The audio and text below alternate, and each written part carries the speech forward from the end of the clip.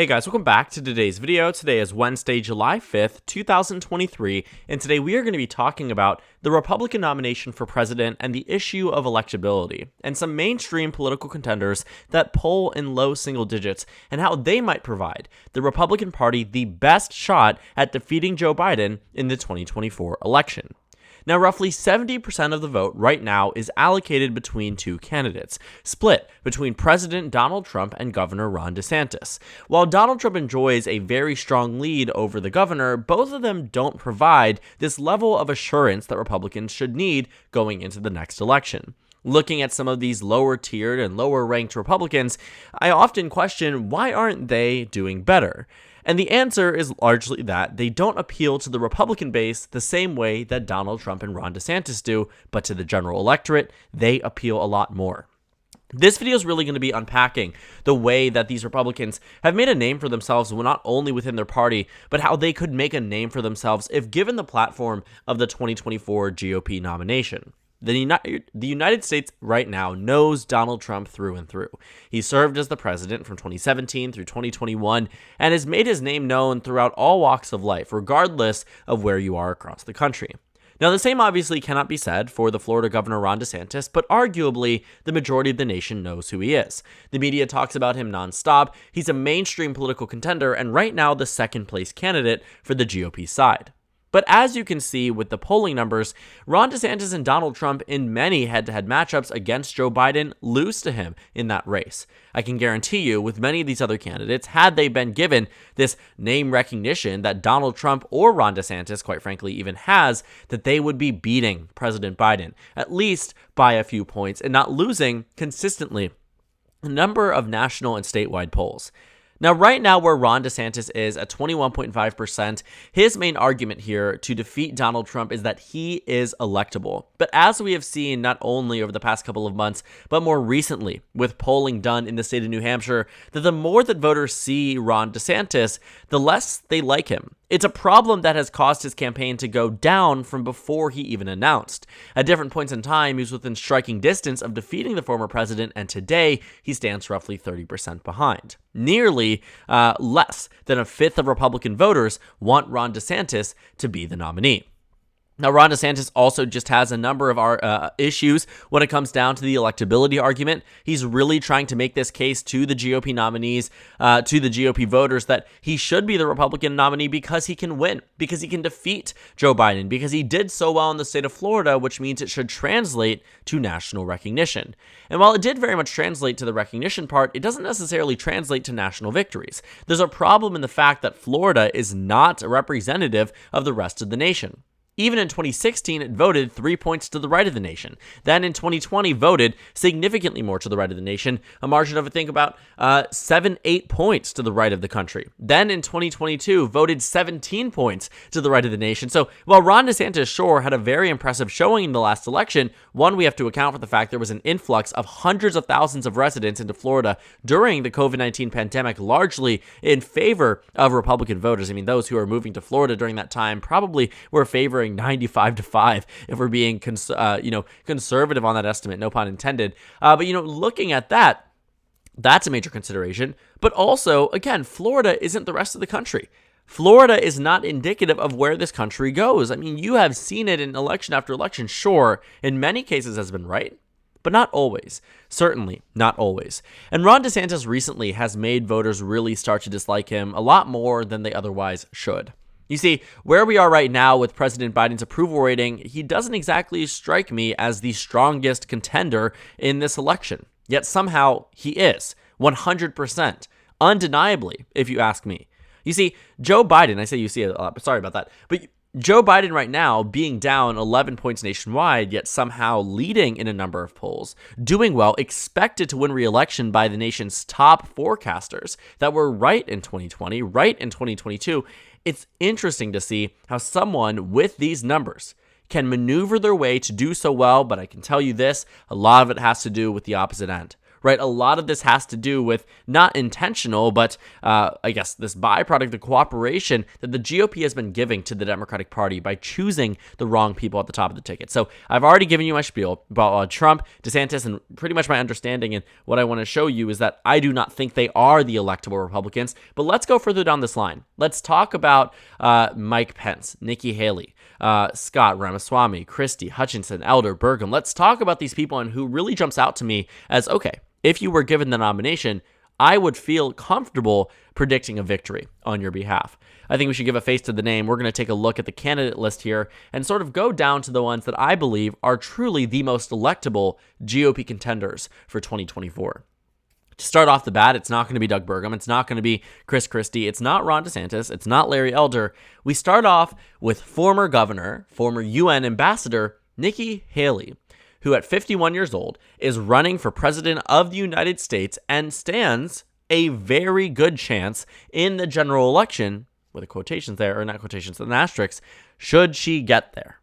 Nikki Haley, who served under the Trump administration as the ambassador to the United Nations, has been a very widely recognized name for the GOP electorate.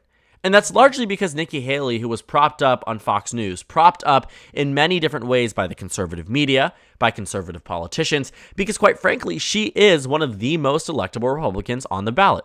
She balanced her loyalty to Donald Trump while maintaining this guise of traditional conservative values, similar in essence to Mitt Romney and John McCain. The point is that she reaches both sides of the bases that Donald Trump taps into and Mitt Romney taps into, which is a winning electorate. You take Mitt Romney's base from 2012, the Arizona, the Georgia, the North Carolina strong victories, you apply that to Donald Trump's 2016 regions, the Rust Belt, Wisconsin, Michigan, Pennsylvania. Sure, he won Georgia and Arizona in 2016, but look at the margins. Romney's up by 9 in both states. Trump wins them by a few points, 4 points in Arizona, 5 points in Georgia. The next election, they flip. Nikki Haley, though, despite being a very strong contender, seems to be polling, quite frankly, poorly in the numbers, at 3.6% nationwide. She was actually one of the first to announce her bids.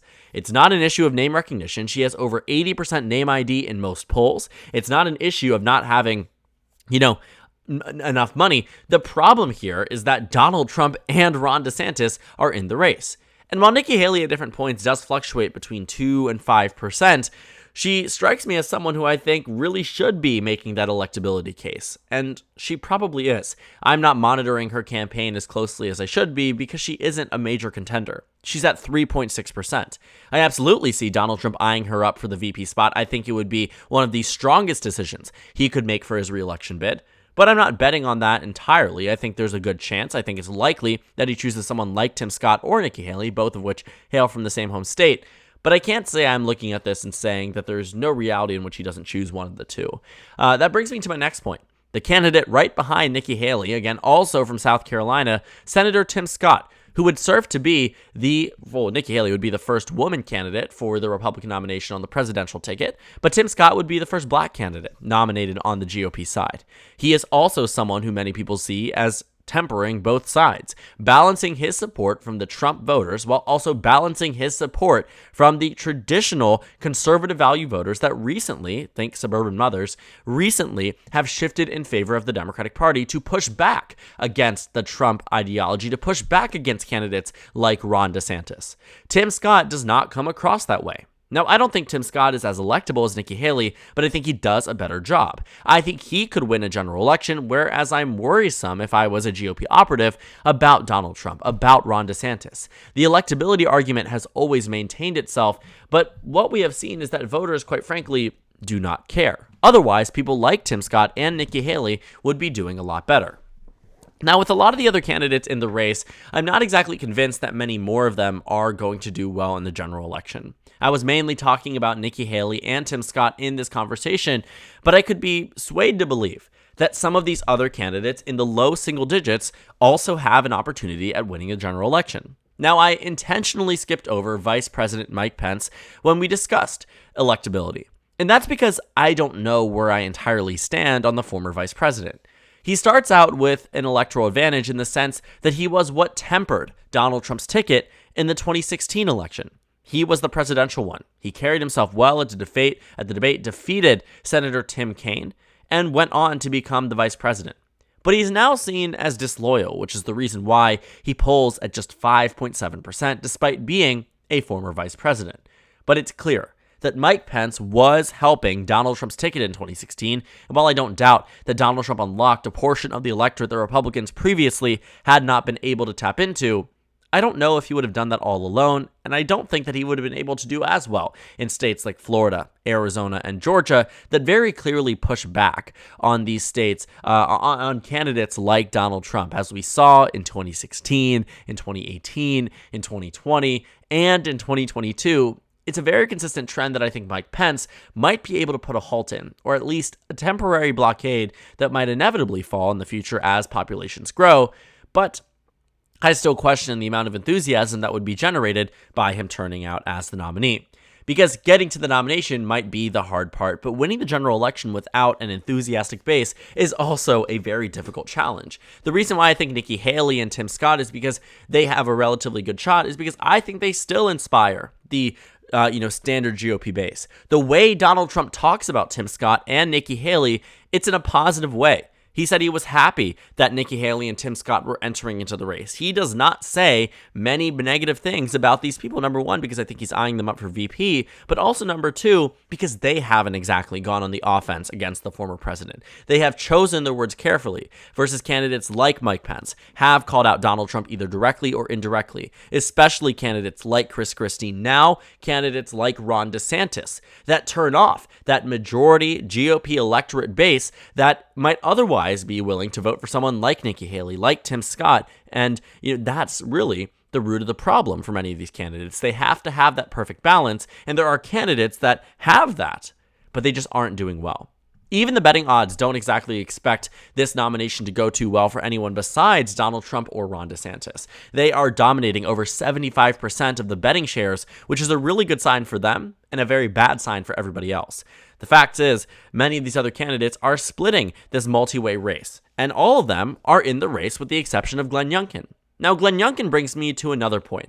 He is largely expected to endorse Ron DeSantis, but I don't know if that move is what he should have expected from the beginning.